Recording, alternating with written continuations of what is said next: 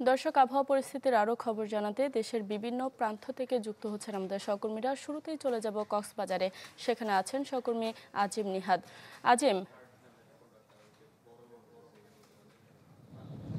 কক্সবাজারে এখন গুড়ি গুড়ি বৃষ্টি হচ্ছে, সেই সাথে প্রচণ্ড রকমের বাতাস বয়ে যাচ্ছে, ফলে সমুদ্র সৈকতে আসলে ঠিকমতো দাঁড়ানো যাচ্ছে না। তবে সকাল থেকে থেমে থেমে বেশ ভারী বর্ষণ হয়েছিল, যে কারণে কক্সবাজারের বিভিন্ন জায়গায় আমরা যেটি দেখতে পেয়েছি যে কুতুবদিয়া এবং মহেশখালীতে বেশ কিছু জায়গা প্লাবিত হয়েছে, এবং কুতুবদিয়ার যে আলী আকবর ডেল এলাকাটি রয়েছে সেখানেও জোয়ারের পানি, বেড়িবাঁধ ভেঙে জোয়ারের পানি ঢুকে গেছে এবং জোয়ারের পানি ঢুকে পড়ে সেখানে বেশ দুর্ভোগ সৃষ্টি হয়েছে। তবে কিছুক্ষণ আগে খবর পেয়েছি যে কুতুবদিয়া উপকূলে সেখানে একটি লবণ বোঝাই ট্রলার ডুবে গেছে, এবং সেখানে প্রায় 8 জন মাঝি মাল্লা ছিল, তারা নিখোঁজ রয়েছেন। এখন পর্যন্ত আমরা যতটুকু জানি এখনো পর্যন্ত তাদের সেখান থেকে কাউকে উদ্ধার করা হয়নি। তবে অন্যদিকে মহেশখালীতে জোয়ারের পানিতে ডুবে গিয়ে ঘড়িভাঙ্গা এলাকায় একজনের মৃত্যু হয়েছে। আমরা যেটি স্থানীয় প্রশাসনের কাছ থেকে যে তথ্যটি পেয়েছি যে তিনি জোয়ারের পানিতে প্লাবিত হওয়ার ফলে তিনি বাড়ি থেকে বের হন, এরপরে পানিতে ডুবে তিনি সেখানে মারা যান। তবে এখন পর্যন্ত সবচেয়ে যে বিষয়টি আশঙ্কা করা হচ্ছিল যে পাহাড় ধসের, সেই এখনো পর্যন্ত কক্সবাজারের কোনো জায়গায় এখনো পাহাড় ধস হয়নি। বিশেষ করে উকিয়ার বিভিন্ন ক্যাম্পে আমরা খোঁজখবর নিয়েছি, সেখানে এখনো কোনো ধরনের পাহাড় ধসের ঘটনা ঘটেনি। ফলে এই মুহূর্তে সমুদ্রের বিভিন্ন পয়েন্টে আমরা যেটি দেখছি যে সেখানে প্রবল আকারে বাতাস বয়ে যাচ্ছে। আবহাওয়া অধিদপ্তর থেকে যেটি বলা হচ্ছে যে সন্ধ্যা নাগাদ আবারও বৃষ্টির আশঙ্কা করা হচ্ছে, সেই বৃষ্টি অনেকটা ভারী হতে পারে। এ ছিল আমার কাছে এখান থেকে সর্বশেষ। আজিম, ধন্যবাদ আপনাকে। দর্শক, আবহাওয়ার আরও খবর জানাতে ভোলা থেকে এবার সরাসরি যোগ দিচ্ছেন আদিল হোসেন তপু। জি, আসলে বঙ্গোপসাগরে সৃষ্ট লঘুচাপটি নিম্নচাপের রূপ নেওয়ার পর থেকে কিন্তু উপকূলে উৎকণ্ঠা এবং আতঙ্ক বেড়েছে, এবং এর প্রভাবে কিন্তু গতকাল রাত থেকে কিন্তু বৃষ্টি শুরু হয়েছে এবং সকাল থেকে কিন্তু ভারী বর্ষণ হচ্ছে, এবং থেমে থেমে কিন্তু দমকা হাওয়া বয়ে যাচ্ছে এবং প্রচন্ড বাতাস হচ্ছে। তো সেই ক্ষেত্রে দেখা যাচ্ছে এর ফলে উপকূলীয় যে চরাঞ্চলগুলো রয়েছে সেগুলো কিন্তু নদীর পানি বৃদ্ধি পাওয়ার কারণে কিন্তু ইতিমধ্যে প্লাবিত হতে শুরু করেছে।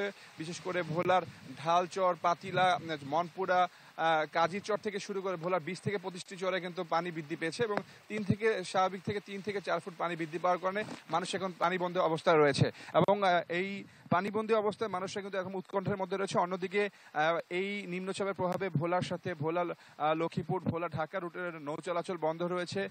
পাশাপাশি কিন্তু ইতিমধ্যে আমরা খবর পেয়েছি যে ভোলার তজুমুদ্দিনের যেই রিং বেড়িবাঁধ সেটিও ভেঙে গিয়েছে এবং ভেঙে লোকালয়ে পানি প্রবেশ করেছে। এছাড়াও পানি উন্নয়ন বোর্ড বলেছে যে সেটি নিয়ে আসলে ঘাবড়ানোর কিছু নেই, তারা সেই সব জায়গাতে পানি কমলে, জোয়ারে পানি কমলেই তারা কিন্তু সেই সব জায়গায় সংস্কারের কাজ করবে।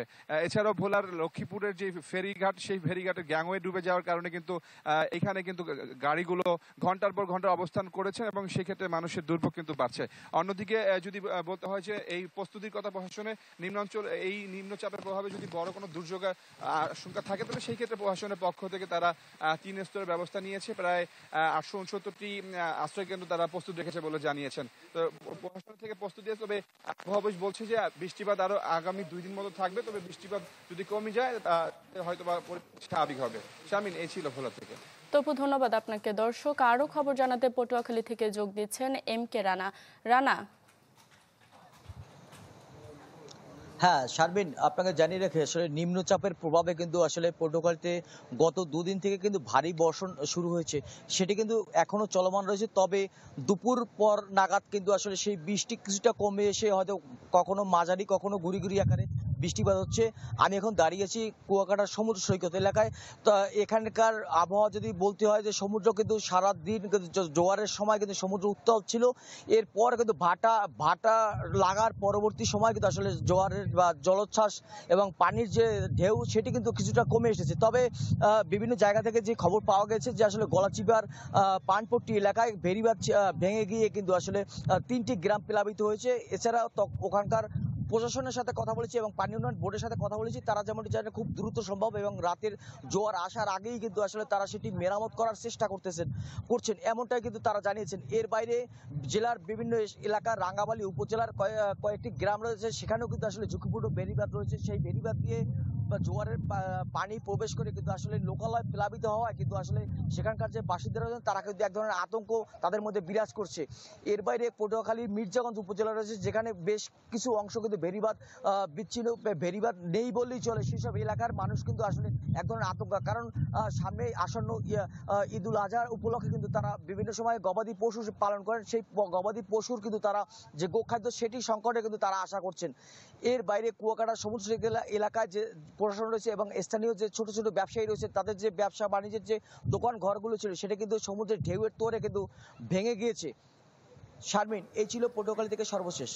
রানা, ধন্যবাদ আপনাকে। দর্শক, এবার সবশেষ আবহাওয়া পরিস্থিতির খবর জানাতে নোয়াখালী থেকে যোগ দিচ্ছেন সুমন ভৌমিক। সুমন, জানছিলাম কক্সবাজার, ভোলা ও পটুয়াখালীর খবর। নোয়াখালীর পরিস্থিতি কেমন দেখছেন? শারমিন, আসলে নোয়াখালীতে কিন্তু গতকাল থেকেই থেমে থেমে বৃষ্টি হচ্ছে, তবে আজকে ভোর থেকে টানা বৃষ্টি হচ্ছে এমনটি বলা চলে। নোয়াখালী আবহাওয়া অফিস যেটি জানিয়েছে, গত 24 ঘন্টায় নোয়াখালীতে 125 মিলিমিটার বৃষ্টিপাতের রেকর্ড করেছে তারা। ফলে হচ্ছে নোয়াখালী জেলা শহর মাইজদিতে যতগুলো এলাকা রয়েছে সবগুলোতে কিন্তু পানিবন্দী হয়ে পড়েছে।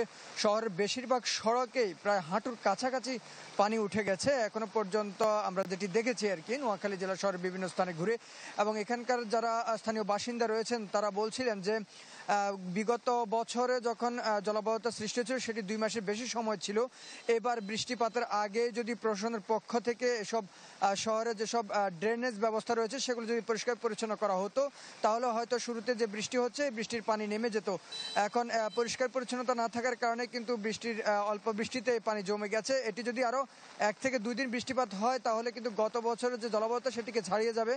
আজকে যেটি আমরা আরেকটি বিষয় জানতে পেরেছি যে নোয়াখালী দ্বীপ উপজেলা হাতিয়া, সেখানে 12:30টার দিকে যে জোয়ার এসেছিল সেই জোয়ারে হাতিয়া যে নিম্নাঞ্চল সেগুলো প্লাবিত হয়েছে। একই সঙ্গে নিজুম দ্বীপ রয়েছে, সেই নিজুম দ্বীপে কিন্তু 3 ফুটের বেশি পরিমাণ পানি উঠেছে। ফলে হচ্ছে যে নিম্ন অঞ্চল রয়েছে সেগুলো যে বাড়িঘর রয়েছে সেগুলোতে পানি ঢুকে পড়েছে। প্রশাসন যেটি বলেছে সেটি হয়তো বিকেল নাগাদে কমে যাবে সন্ধ্যার আগ পর্যন্ত, এবং রাতের 12টার পর যদি আবার জোয়ার আসে তবে সেটি হয়তো ভয়াবহ হতে পারে এমনটি প্রশাসন থেকে জানিয়েছে। সবশেষ খবর হচ্ছে এখনো পর্যন্ত বৃষ্টি হচ্ছে, বৃষ্টি এভাবেও চলতে থাকলে হয়তো পানি আরো বাড়বে। শারমিন। সুমন, ধন্যবাদ আপনাকে। দর্শক, আবহাওয়া পরিস্থিতির খবর জানাতে দেশের বিভিন্ন প্রান্ত থেকে যুক্ত হয়েছিলেন আমাদের সহকর্মীরা। ইস্পাহানি বেকারি ফ্রেশ, স্বাদের আবেশে একটু আয়েশ।